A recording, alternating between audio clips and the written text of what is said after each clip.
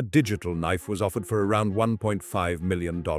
It isn't made of gold. It isn't a rare physical artifact. It can't cut anything in the real world. It exists only as a collection of pixels inside a video game. Yet thousands of collectors, traders, and investors believe it is worth more than many luxury cars, houses, and even some businesses. This is the strange economy of Counter-Strike 2, where virtual weapons can sell for hundreds of thousands of dollars and digital inventories can reach life-changing values. How did a simple cosmetic item become a million-dollar asset? The answer lies in a powerful mix of human psychology, scarcity, economics, and the surprising value we place on things that technically do not exist. Counter-Strike Global Offensive, now Counter-Strike 2, started as a pure shooter until 2013's arms deal update changed everything.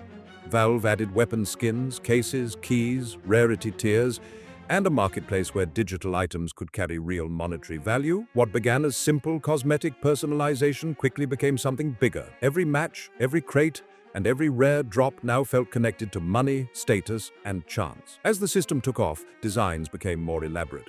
Community artists contributed iconic skins. Think the M4A4 Asimov or the Hyper Beast series, giving weapons character. Valve added stat track kill counters and wear levels from factory new to battle scarred. Even the patterns on each gun became unique lottery tickets. Special souvenir skins tied to major tournaments turned these items into digital memorabilia. In short, each skin became a collectible with its own identity. The Steam community market turned these in-game items into real currency. What was once a prize in a game could now be bought, sold, or traded for cash. That gave every crate pull a price tag. Suddenly, a lucky drop could make you money, and a bad draw could feel like a loss. This new economy exploded. Case after case was released, each offering hope maybe you'd get the golden ticket. Legendary items emerged. By 2014 to 2017, certain skins had names whispered in awe. The AWP Dragon Lore or a stat track Karambit Crimson Web. If you saw one of those in the market, you knew it was big. These premier items commanded thousands of dollars from eager buyers. Knives became the ultimate jackpot drop. Then late 2016 brought the glove case. Gloves took over as the rare top-tier item, and prices on those cases surged. The community buzzed constantly. A rare drop could change a life. Meanwhile, third-party sites stoked the fire.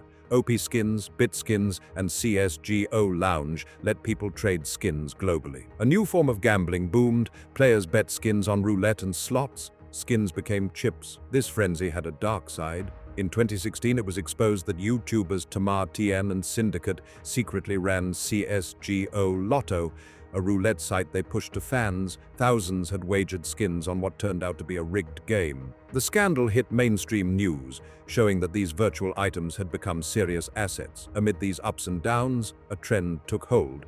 Players started acting like investors. Whole CSGO inventories were valued in the tens or even hundreds of thousands of dollars. Some streamers and traders openly discussed their portfolios. Skin qualities like pattern and float were analyzed like stock fundamentals. Fueled by the NFT and crypto craze, many saw skins as long-term assets to hold. Why cash out today when tomorrow a rare item might double in price, they thought. The real test came in 2023 when Valve launched Counter-Strike 2 on a new engine. Would all this value vanish? Valve decided otherwise. Every CSGO skin carried over to CS2. No one lost their digital fortune. In fact, the update made many skins look even better. Richer colors, sharper details, almost immediately rare items spiked in demand. On Reddit, players were astonished. A butterfly knife Doppler soared to approximately $11,000. Sport gloves, hedge maze, hit approximately $60,000, and many others climbed. By 2025, the CS skin economy was staggering. Some of these items were now worth hundreds of thousands or more. Private deals circulated in the community. The most famous case was a case-hardened Karambit with an almost all-blue blue gem pattern, reportedly valued or offered around $1.5 million. Collector at newbie_rage held that knife for years, and bidders were said to have approached 7 figures. A purely digital knife potentially worth more than most real knives. Only in a virtual market could that happen. How can we make sense of this? It comes down to people. Psychologically, skins tap deep human drives. Research finds that digital possessions can hold similar value to physical ones. They express individuality, mark social identity, and can connect us to our past. A rare skin is like a trophy or a personal badge. It tells a story of who the owner is as a gamer. For many players, that flat image on their virtual gun carries real emotional weight. There's also excitement and fear at play. Gamers get FOMO, fear of missing out, whenever a new case drops. Marketing experts note, when an opportunity seems limited, people act quickly. Every time a new crate is released, players rush to open it before the chance is gone. The brain's limbic system lights up. Dopamine spikes with each spin of the slot machine animation. It feels like gambling. Even savvy traders admit they get a thrill and anxiety from opening cases. Watching a friend land a rare skin can be as addictive as winning the lottery. Status is a big motivator. Having a rare knife or skin is a gaming status symbol, like a designer bag or a custom car. In lobbies and streams, players flaunt their rarest gear. Bragging rights alone can fuel the market. A player might think, I earned this skin, it shows I'm among the elite. That feeling is powerful. You don't even need to use the skin in matches. Simply owning it changes how others see you. Nostalgia also has its role. Counter-Strike has decades of history. Souvenir cases connect modern skins to classic events. An older player might chase a skin from a memorable tournament. Some skins just feel classic to fans. Buying these items is like capturing a moment from gaming history. It ties your current experience to memories of the game's past. Behind all these human factors, the mechanics of scarcity drive the value. Valve's system ensures some skins are extremely rare. Each case has fixed drop rates, and once a case stops dropping, no new copies are made. This enforced scarcity is deliberate. Analysts of digital markets note that one key to success is to maintain the scarcity of the digital goods. That's exactly what CS does.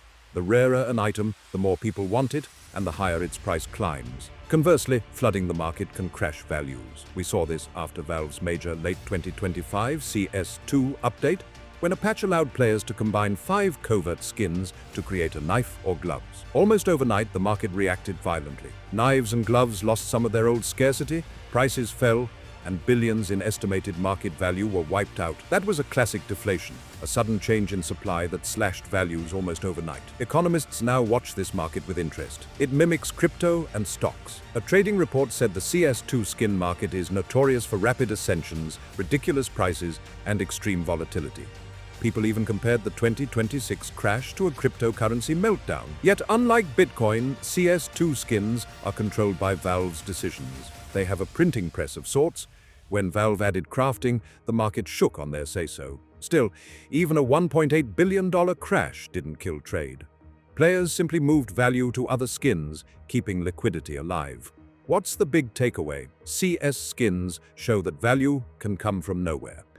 A digital pattern alone has no innate worth, but our collective desire made it priceless. Valve engineered scarcity and hype, and we supplied the demand.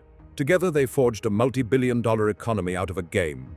This experiment proves that human instincts, our hunger for rarity, status, and excitement, apply even in the virtual realm. It blurs the line between a video game and Wall Street. The story is still unfolding. Each new case or tournament can spark a fresh craze. The next million-dollar skin might be lurking in an unopened crate.